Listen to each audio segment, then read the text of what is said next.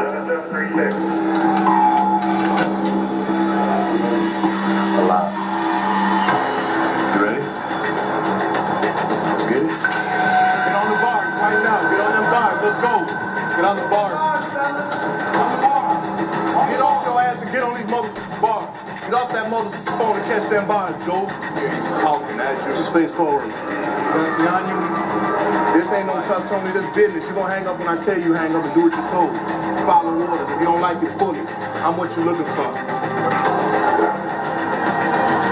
Put your hands behind your back.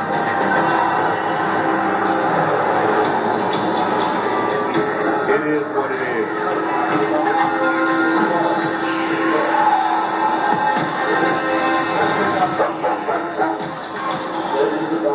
Carpenter and Sandoval, part of the Criminal Intelligence Unit, or CIU, have participated in thousands of tier searches to date. Give me 19. Unlock 19. Step out. Hands on your head, my friend. Step over. 1 time. 2 times. Coming out. You guys got anything on you? You got one chance at amnesty, man. This is it. Now, with 7 other investigators, they're searching 38 inmates and their cells for shanks and for clues about what the Gangster disciples and other groups are up to. Pop 1-3. Pop 1-3.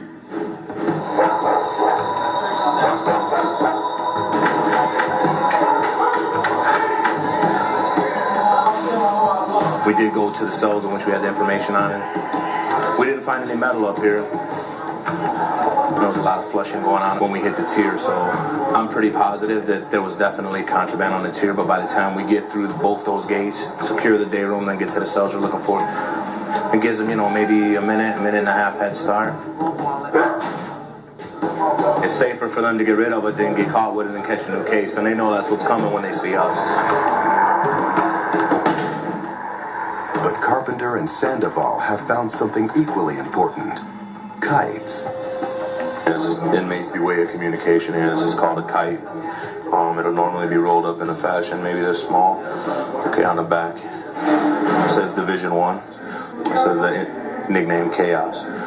This is supposed to be the person who gets the kite in the end, but it may go through 4 or 5 different inmates until it reaches him. What it is the count for their gang on this tier, their nicknames, and their court dates. The reason why that's important is because if you ever want to plot a hit, or if you think you're going to be attacked, you like to know who's going to be in court with you, who's going to be in the bullpen, see who has the numbers. And then it goes on further to actually put that they have one shank, which is, they're calling here a banger 1, on the tier.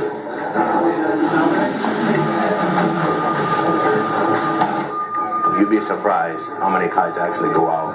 There's thousands going out, I would assume, every day, honestly, through court, through medical movement. I mean, every avenue you could possibly think of.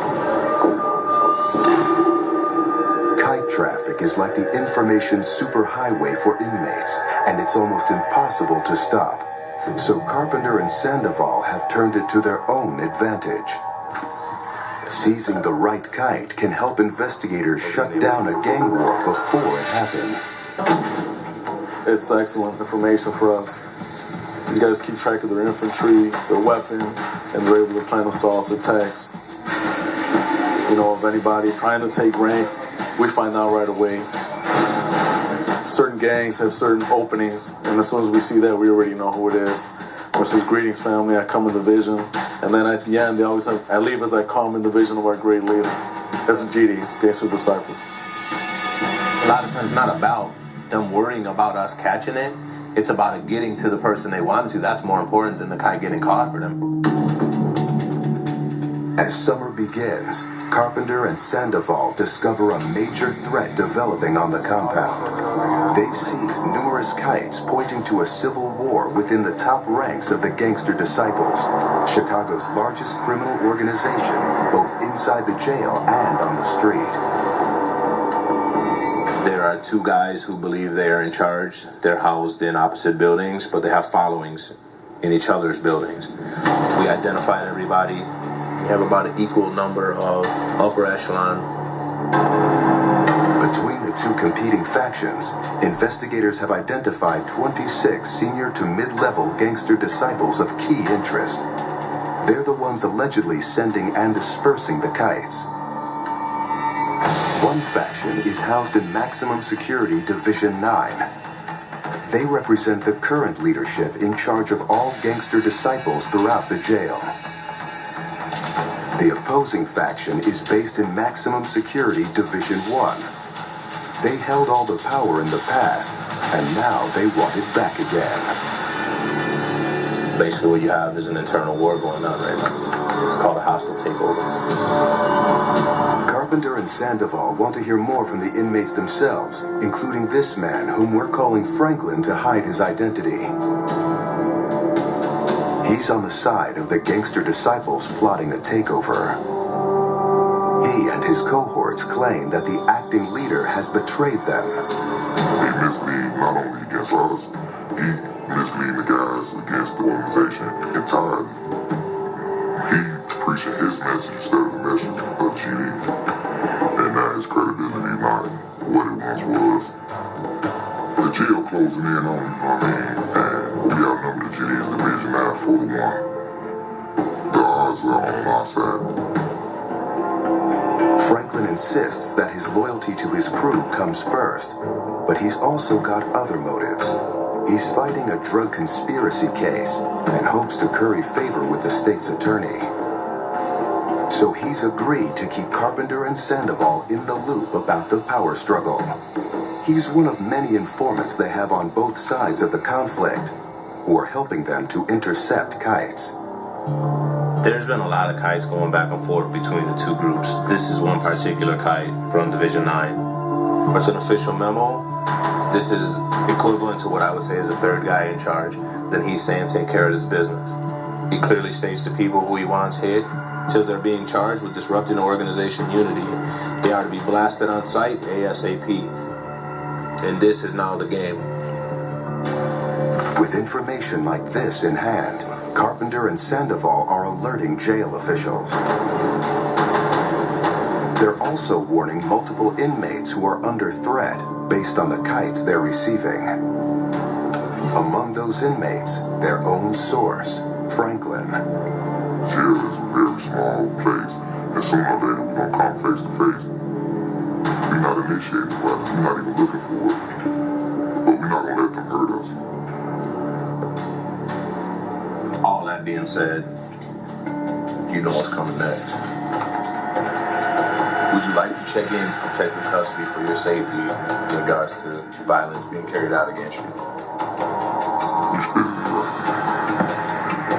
Protective custody hurts them as men. That hurts your feelings. I need protection from somebody else outside of my gang. Then on top of it, they gotta wear this yellow jumpsuit, the Big Bird suit. You ran to PC, you're a coward, so now you become an enemy of your own gang. That's what we gotta do, player. I'm trying to come up with an answer, man. It's just give me a minute. What do I put here on, man? How do I do that? Whether a detainee wants to enter protective custody or not, he has to go on record with his decision. In this case, Franklin is signing a statement of refusal. Name, number, signature.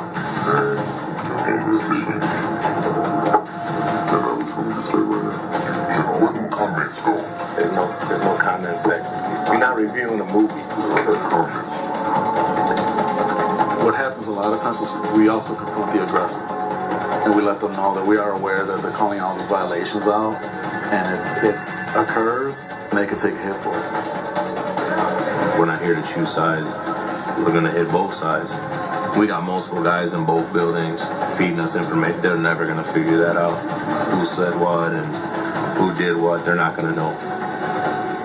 By squeezing inside sources, authorities are preparing their next move.